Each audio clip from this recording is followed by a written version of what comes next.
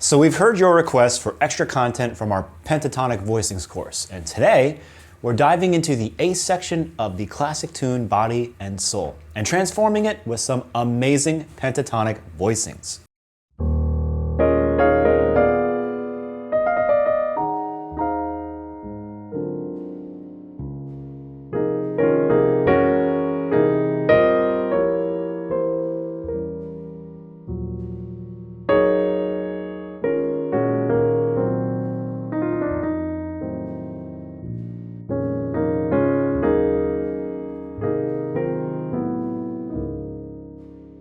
As you can see, these voicings are perfect for harmonizing entire melodies. By incorporating pentatonic voicings into our playing, we can consistently create interesting and modern sounds. Well, here's the basic concept. We usually build chords by stacking thirds. So a D minor 7 is D, F, A, and C.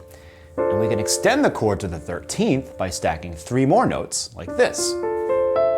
Now we have a D minor 7, 9, 11, and 13.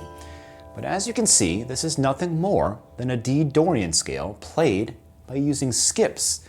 Here's D Dorian by steps. And here's D Dorian by skips, which is just D minor 7, 9, 11, and 13. Now, what happens if we use the D minor pentatonic to build our voicing?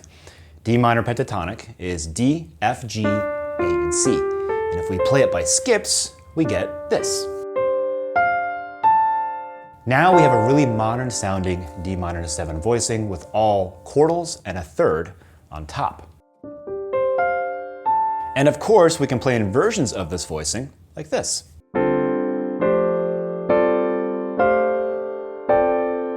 That's it. That's the whole concept. Pentatonic voicings are built by playing a pentatonic scale using skips. So all these voicings are 5-note voicings, and we usually play them as a 2+3 voicing. 2 notes on the left and 3 notes on the right. In the course, we used 4 different pentatonic scales to build our voicings. The minor pentatonic, the minor pentatonic flat 1, the minor pentatonic sharp 1, and the minor pentatonic flat 5.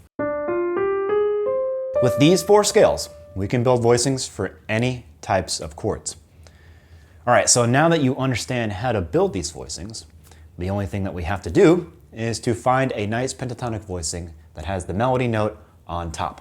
So for E flat minor 7, I can use the E flat minor pentatonic and play something like this. But we can also try other pentatonic scales that are inside the E flat minor 7 Dorian. For example, B flat minor pentatonic. All the notes from B flat minor pentatonic are contained inside of E flat minor 7. So any pentatonic voicing from B flat minor pentatonic works on an E flat minor 7 chord. And this inversion has an E flat on top, so I can harmonize the first note in Body and Soul with this voicing. And you can work like that for every single note in the melody. But I'm going to use the charts in our book. It's much faster, and we've already written down all of the best pentatonic voicings for each chord type. For example, our first note is E flat over E flat minor 7. So I just look for the available pentatonic voicings for E flat minor 7 with the root in the melody. And there are 3 of them. And the second voicing is the one we found by pairing the E flat minor 7 with the B flat minor pentatonic. Now, one thing to consider when we play these voicings is the octave range that we're going to use for our arrangement. This voicing sounds great here, but it sounds a bit dark or muddy down here.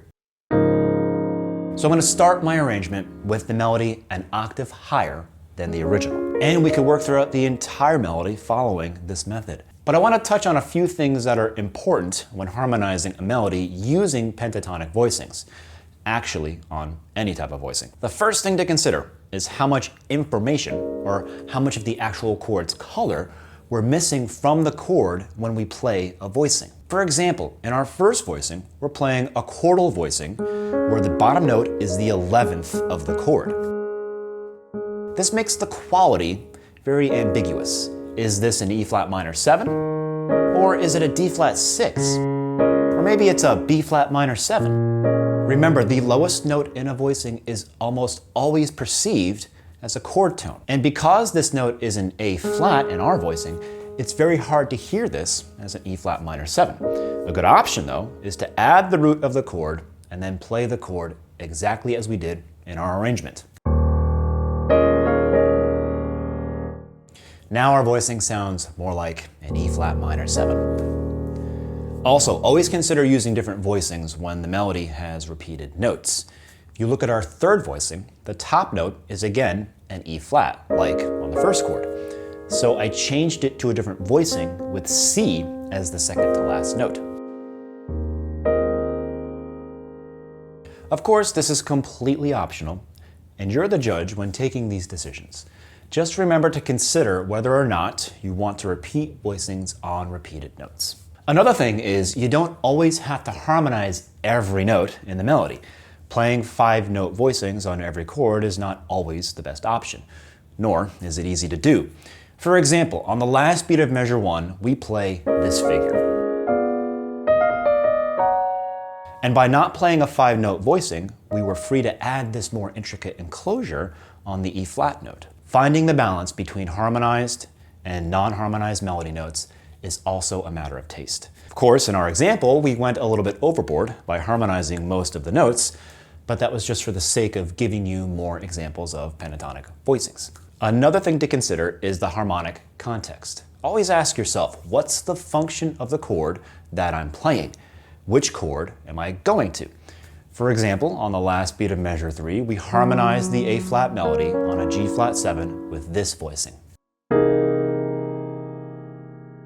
And if you look at our chart, this is one of the possible G flat 7 voicings with the 9th at the top. But it certainly sounds like a C7 sharp 9 flat 13. But this works because our target is F minor 7.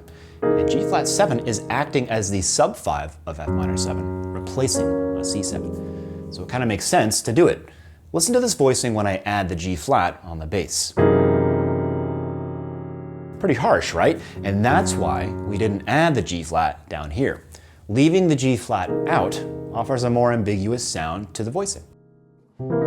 And it almost works as a reharmonization, replacing the G flat 7 with a C7 sharp 9.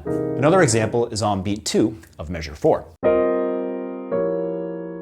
This voicing is already anticipating the E diminished 7, but the bass is F. F sounds like a virtual pedal point because it's implicit in the first beat under F minor 7. And it also helps us connect the G with the E here. In the course, we discussed diminished chords and how there's no good pentatonic voicing that we can use for them. So remember to always treat diminished chords as a standard 5-note diminished voicing. Also, take advantage of rests in the song to establish the harmonic context, like we did in measure 5 with this voicing for E flat minor 7. This is not a pentatonic voicing, it's just a regular voicing that helps the listener understand the E flat minor 7 in the harmony. And all of these techniques aren't only effective for solo piano, but you can also use them to write really interesting 5-part solo arrangements as well. These voicings sound really good in an ensemble context. Well, I hope that was helpful. Remember that in the course, we explore all possible pentatonic voicings for all types of chords. And we give you daily workouts to practice and learn these voicings in no time. So check out the course if you want to learn more on mdex.com. All of our members will receive a PDF for today's lesson and the PDF links to this video for future reference. And if you're not a member yet, what are you waiting for? Go ahead and click on the join button right here on YouTube. And for those of you who own the course, we'll add this lesson to the course's playlist. Thanks again for watching. We'll see you on the next video.